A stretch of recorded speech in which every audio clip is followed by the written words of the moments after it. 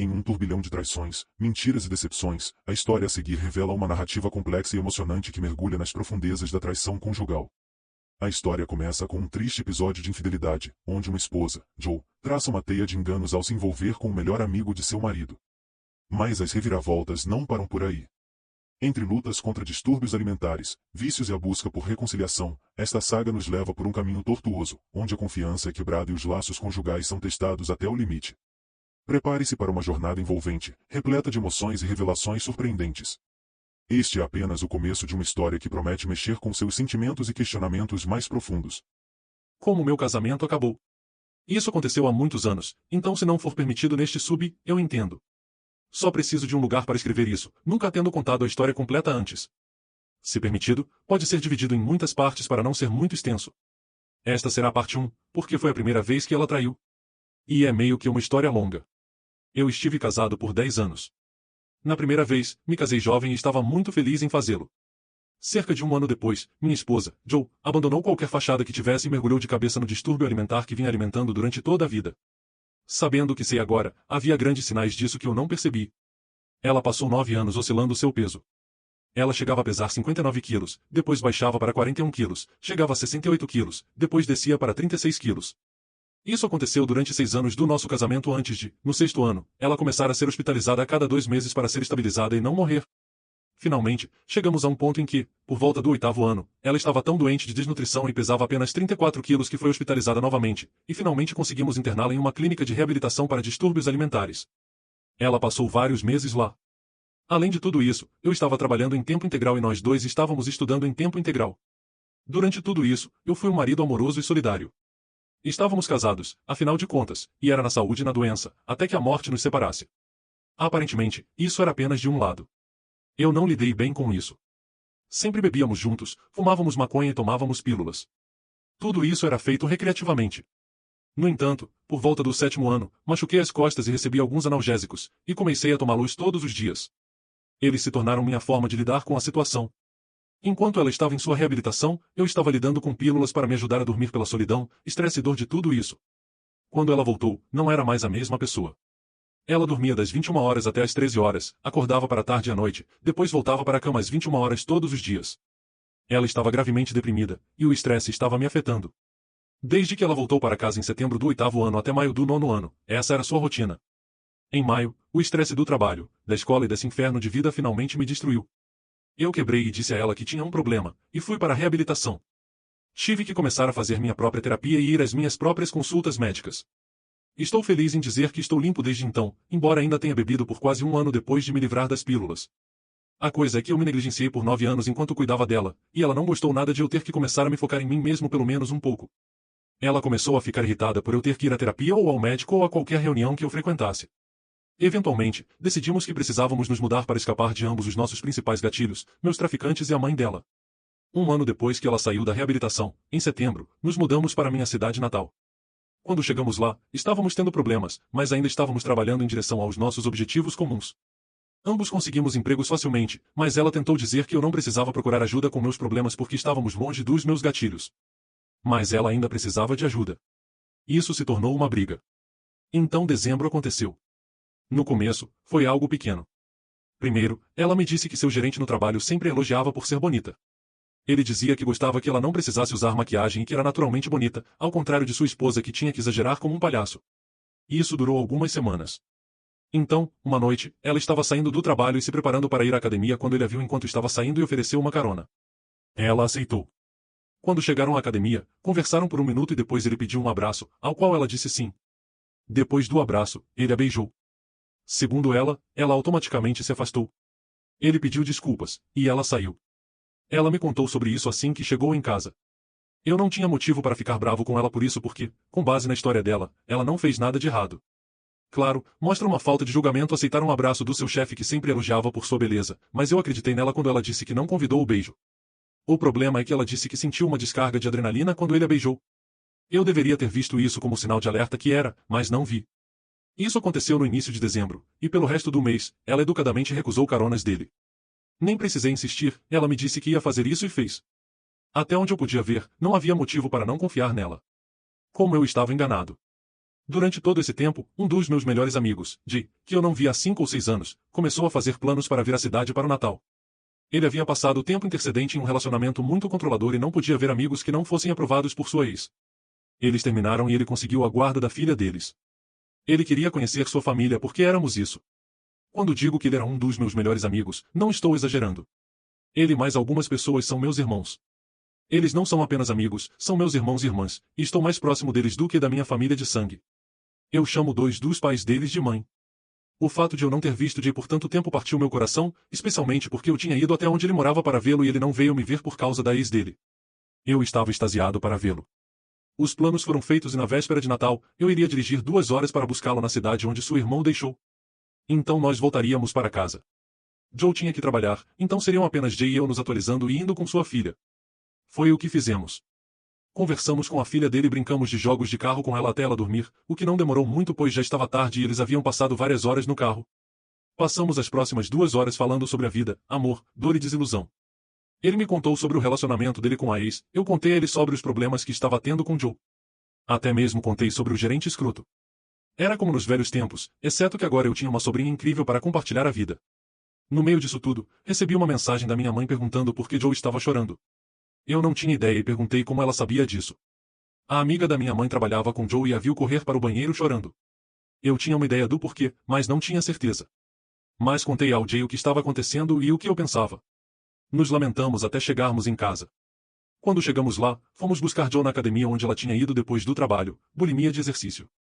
Ela se exercitava 2 horas todos os dias, geralmente correndo 19 km por dia, e meu medo se confirmou, ela tinha sido demitida do emprego. Foi triste, mas seguimos em frente. Jay e sua filha tinham ficado na casa de outro amigo nosso já que Joe e eu morávamos com meus pais na época. Nós os víamos quando podíamos e gostamos de conhecer a filha dele. Nós aproveitamos o Natal com a família anfitriã do Jay e seguimos para o Ano Novo. Na véspera de Ano Novo, uma das minhas outras amigas fez uma festa, mas a festa era uma festa de traga toda a sua família, põe as crianças para dormir e tenha um tempo adulto. Alguns de nós ficamos realmente bêbados. Isso inclui Joe, Jay e eu. Durante a festa, as coisas ficaram muito estranhas. Eu pensei que estava ouvindo Joe fazer comentários estranhos, mas eu estava bastante bêbado. Eu não confiava na minha percepção sobre isso. Em determinado momento, eu tive que ir ao banheiro. Parecia que algo estava segurando a porta. Eu empurrei, cedeu. Mas quando eu tentei entrar, Joe saiu de trás da porta e tentou me levar para algum lugar com ela. Eu disse a ela que precisava fazer xixi, entrei e fechei a porta. Foi quando vi Jay atrás da porta. Bêbado, eu disse, oi, Jay, o que está acontecendo, enquanto ia fazer xixi, e ele apenas disse, você realmente precisa conversar com sua esposa, e saiu do banheiro. Quando terminei, perguntei a ela o que era aquilo tudo. Ela disse que estava pedindo conselhos a ele sobre o casamento dela. Isso me irritou, mas eu estava tão bêbado que não me importei ou pensei logicamente sobre isso. Todos nós dormimos na sala de estar da casa da festa naquela noite após a festa. Na manhã seguinte, acordei bem cedo e estava muito de ressaca. Acordei Joe e disse a ela que precisava ir para casa para dormir em uma cama de verdade e perguntei se ela ia junto. Ela disse que só queria dormir e ia ficar. Ainda sem pensar direito, eu disse tudo bem e caminhei alguns quarteirões até a casa dos meus pais. Voltei a dormir imediatamente. Fui acordado algumas horas depois por Joe, Jay e sua filha entrando no quarto e pulando em cima de mim. Passamos as próximas horas na minha sala assistindo filmes e programas de TV e nos divertindo em geral. Percebi algumas coisas estranhas acontecendo entre os dois, embora em certo momento eu tenha pensado que vi Jay colocar a mão bem alta na parte interna da coxa dela pelo canto do olho, mas quando olhei, ele já havia tirado. Eu não sabia se estava imaginando ou não. Estava ficando desconfiado deles, especialmente depois de finalmente pensar no incidente do banheiro, mas nada concreto. Então minha mãe me pediu para ir à loja para ela. Perguntei se eles queriam ir, mas ambos disseram que não. Minha sobrinha, por outro lado, disse que sim, então pensei, legal, um tempo de tio e sobrinha para se ligarem, e a levei comigo. Além disso, também pensei que veria se poderia pegá-los no flagra. A menina e eu fomos ao Walmart e pegamos o que minha mãe queria e comprei um presente para a menina. Voltamos para casa e entramos. Quando chegamos, pude vê-los pela janela se movendo muito rapidamente, mas quando olhei, nada estava fora do normal. Eu fiquei lá fervendo por algumas horas e elaborei meu plano. De alguma forma, não consigo lembrar exatamente, mas acho que disse que esqueci algo. Avisei a eles que precisava sair novamente, dizendo que voltaria. Como já era tarde da noite nesse ponto, a filha dele estava dormindo, então eu não precisava levá-la, nem o faria se ela não estivesse. Onde morávamos, minha janela do quarto dava para a entrada da garagem, então eles sempre saberiam quando eu voltasse. Eu nunca seria capaz de pegá-los fazendo qualquer coisa se pudessem ver todas as vezes que eu chegava em casa. Eu tinha que surpreendê-los. Quando saí, dirigi um pouco como se estivesse saindo, mas em vez disso, parei algumas quadras de distância e caminhei de volta. Voltei para casa, e como dava para ouvir o portão da frente do meu quarto, independentemente de a janela estar fechada ou não, fui para o portão dos fundos e entrei no quintal. Caminhei até a frente e fiquei nas sombras do lado de fora da janela do meu quarto, vendo se conseguia ver alguma coisa. Oh, com certeza vi. Eles pareciam estar lutando, e embora estivessem totalmente vestidos, dava para perceber que não era apenas brincadeira. Eu observei por alguns segundos para ter certeza de que realmente não havia entendido mal a situação, mas ele colocou as mãos nela em lugares que não vou mencionar e depois a beijou profundamente. Eles estavam fazendo isso no chão para não perturbar a criança na cama dormindo. Eu estava furioso. Entrei na casa, fui para o meu quarto. Abri a porta para a surpresa chocada deles.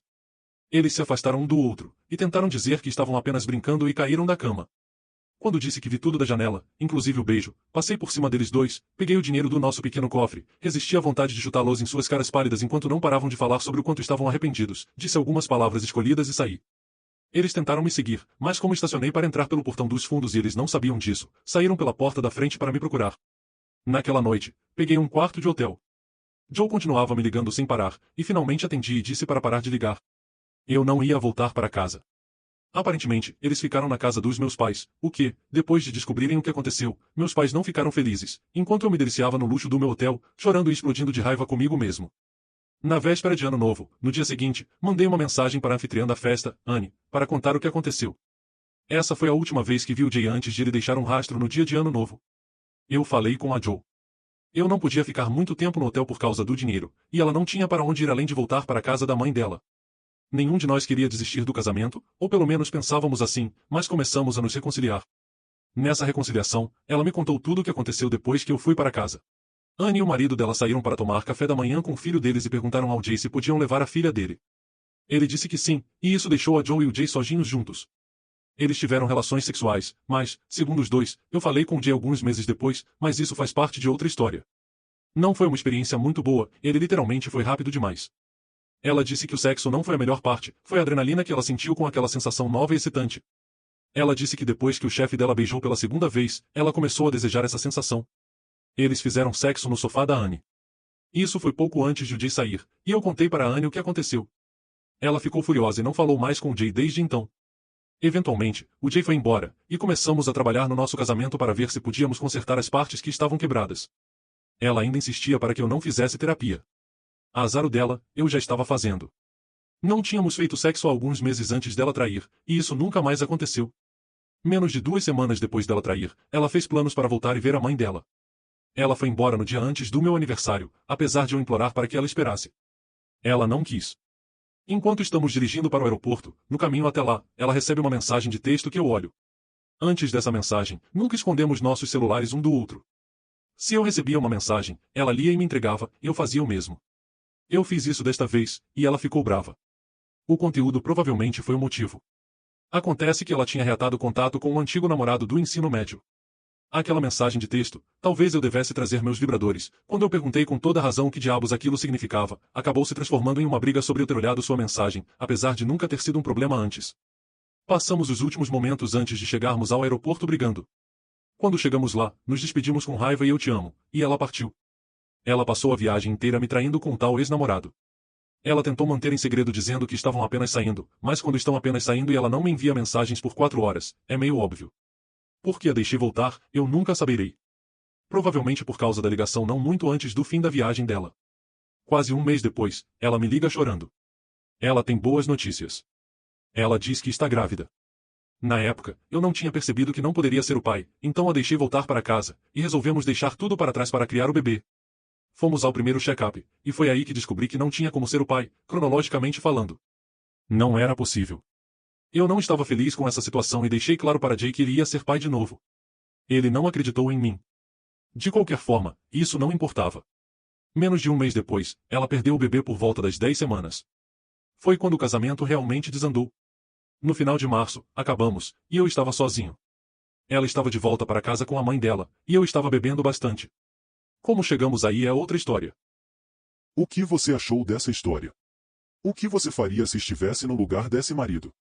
Deixe sua opinião nos comentários que eu gostaria muito de saber. Obrigado por acompanhar até aqui.